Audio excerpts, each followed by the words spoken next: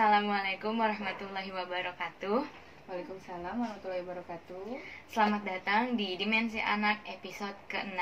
Dimensi Anak adalah wadah untuk berbagi keilmuan seputar tumbuh kembang anak dari berbagai sudut pandang.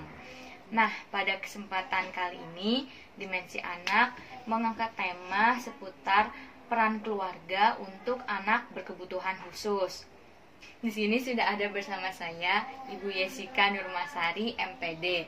Jadi Bu Yesika ini adalah behavior therapist di Yamed Smart Indonesia dan merupakan founder dari Araihan Learning Center ya Bu ya. Dan juga Bu Yesika ini lulusan dari S1 Bimbingan dan Konseling Universitas Negeri Jakarta dan Magister Bimbingan dan Konseling di Universitas Pendidikan Indonesia. Oke, tanpa berlama-lama lagi, langsung saja kita bertanya-tanya kepada Bu Yesika. Jadi pertanyaan yang pertama gini Bu, kehadiran anak ABK di tengah-tengah keluarga bukan hal yang mudah pastinya ya Bu ya. Perlu ada banyak penyesuaian dan segala macamnya, apalagi jika kehadirannya itu sudah terdeteksi dari dalam kandungan selama masa kehamilan atau mungkin pasca kelahiran di usia tertentu anak, ternyata anak menyandang berkebutuhan khusus. Nah itu menjadi suatu tantangan sendiri tuh buat keluarga. Bagaimana sih Bu kira-kira peran orang tua yang harus disiapkan untuk menghadapi kemungkinan-kemungkinan seperti itu? Iya, mungkin yang pertama sih memang harus komunikasi terus ya, yang intens gitu antara ayah dan ibunya yang pasti. Kemudian mungkin hal pertama yang harus orang tua yakinkan, mereka harus menerima gitu. Jadi penerimaan itu adalah hal pertama yang harus dilakukan, karena sebenarnya dengan menerima itu sudah setengah jalan untuk treatment selanjutnya gitu. Nah memang sih penerimaan itu nggak bisa dipaksakan, bisa mudah gitu ya pastinya nggak mudah juga. Nah di sini peran orang-orang di sekitar juga, jadi kayak mungkin kakek neneknya, terus misalnya sudah ada kakak atau adiknya itu, nah itu bisa juga diajak gitu, ayo ternyata misalnya bayi yang ada di dalam kandungan mama gitu mempunyai kebutuhan yang khusus gitu. Jadi semuanya diajak menerima gitu. Kemudian setelah itu dideteksi kebutuhan apa sih yang khususnya itu gitu kan, beragam kebutuhannya. Nah deteksinya bisa datang ke psikolog, mungkin ke klinik tumbuh kembang, ataupun ya ke ahli lainnya, dokter gitu ya, nah bisa itu. Kemudian kalau udah tahu nih kan pasti ada plus minusnya ya, Allah menciptakan pasti kan ada kelebihan dan kekurangan gitu. Nah kita udah tahu kurangnya nih, misalnya anak kita kurang ini dan butuh treatment khusus ini gitu. Nah di situ kita lihat kelebihannya juga sih gitu. Jadi kelebihan anaknya itu apa, dan itulah yang kita pegang untuk untuk dikembangkan selanjutnya gitu. Nah ini di sini peran ayah dan ibu nggak bisa sendiri-sendiri sih. Jadi kayak ya ini ibu lah gitu, misalnya ayahnya cari uang aja yang banyak gitu untuk treatment yang mahal. Nah itu nggak bisa juga, karena jadi harus bersinergi antara ayah dan ibunya gitu. Beberapa yang saya pernah dengar tuh contoh ada yang menerima dan ada yang tidak menerima, ini dari kalangan artis gitu. Salah satu artis lah ya, dia akhirnya tahu anaknya usia 2 tahun tuh menderita autis. Nah itu ayahnya tuh nggak menerima, jadi kayak menganggapnya ini hanya belum waktunya aja gitu, belum waktunya anak ini. Nah sedangkan nanti juga pas gede bisa gitu. Nah ini ibunya yang tahu gitu, yang ngeh dan sadar akhirnya gitu. Nah di sini ibunya jadi berat banget sih perannya gitu. Jadi dia pertama udah sadar, terus akhirnya nyari kliniknya sendiri, nyari info sendiri, terus mentreatment anaknya sendiri gitu, sampai anaknya itu udah menunjukkan perkembangan gitu. Terus kayak sudah seperti anak pada umumnya. Nah itu ayahnya baru menerima gitu dan menyadari gitu bahwa anaknya memang mempunyai kebutuhan khusus gitu. Tapi ya sebenarnya juga kan nggak apa-apa ya, setelah akhirnya anaknya udah mulai banyak perkembangan, ternyata bisa kok sama kayak anak lainnya gitu. Gitu ya. sih. Oke. Selanjutnya nih Bu, kan di dalam satu keluarga mungkin nggak cuma ada orang tua aja ya kan, nggak cuma ada ibu atau ayah, tapi juga ada mungkin saudara-saudara kandung, entah kakak ataupun adik. Nah itu gimana nih Bu, kira-kira peran saudara kandung tuh harus seperti apa dalam menerima maupun mendukung tumbuh kembang saudaranya yang berkebutuhan khusus ini? Atau mungkin dengan kata lain, orang tua tuh harus menyiapkan saudara kandung seperti apa gitu Bu?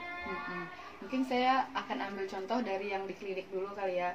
Jadi memang beberapa anak orang tuanya itu bercerita bahwa kalau kakak atau adiknya itu memang membantu proses terapi. Ini namanya sudah saya samarkan. Jadi ada si hari itu memang butuh banyak treatment untuk berbicara gitu. Nah di situ adiknya yang ngajak berbicara di rumah gitu. Jadi kayak adiknya diminta bermain bersama, terus mengajarkan kata-kata yang ada di sekelilingnya gitu. Nah itu, dan adiknya pun jadi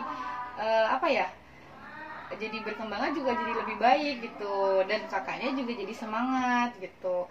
Terus juga ada si Rena, di Rena itu juga orang tuanya juga mengajak kakaknya, kak kalau lagi main apa adiknya diajak terus dijelasin kak gitu. Jadi kakaknya dipesannya gitu. Berhubung kakaknya bawel, jadinya ya udah deh adiknya jadi ikut bawel akhirnya gitu.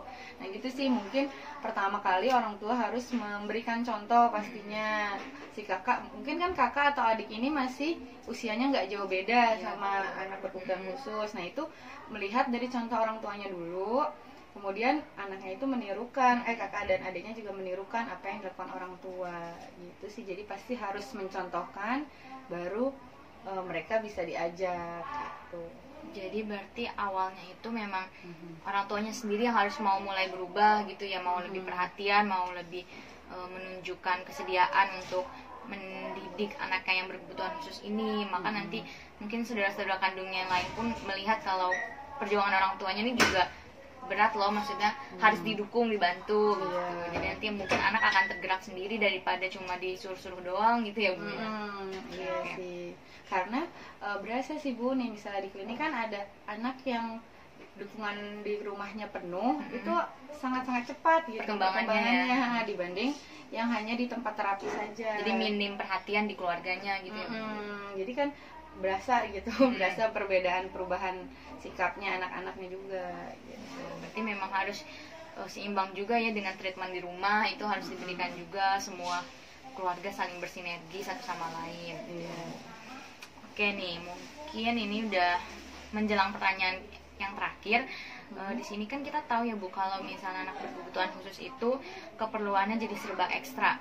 Jadi misalnya dari segi biaya, karena dia harus treatment ini itu, misalnya harus cek ke dokter ini itu, otomatis biayanya tuh makin meningkat daripada anak-anak pada umumnya gitu. Terus juga mungkin waktu, kalau misalnya anak biasa cuma sekolah pulang pergi kayak gitu, kalau misalnya anak berkebutuhan khusus mungkin harus ada terapi ini, terapi itu, treatmentnya banyak. Nah kayak gitu, ada nggak sih Bu tips gitu untuk menghadapi segala kebutuhan yang ekstra itu di tengah kondisi yang mungkin nggak semua keluarga kondisinya stabil, bagus. Nah itu gimana Bu tipsnya? Nah tadi sih pertama kan yang tadi di awal lagi ya, kalau kita udah tahu kondisinya berarti kita akan tahu kebutuhannya apa gitu. Nah dengan tahu kebutuhan apa, nah kita bisa mungkin pertama cari berbagai alternatif gitu. Mungkin di dokter A ada A, B, C gitu. Di dokter A lebih mahal secara biayanya, ternyata di C juga sama lebih bagus, sama bagusnya tapi lebih murah gitu. Dengan tahu kondisi kita bisa bisa punya banyak pilihan. Yang kedua pastinya memang kerja keras.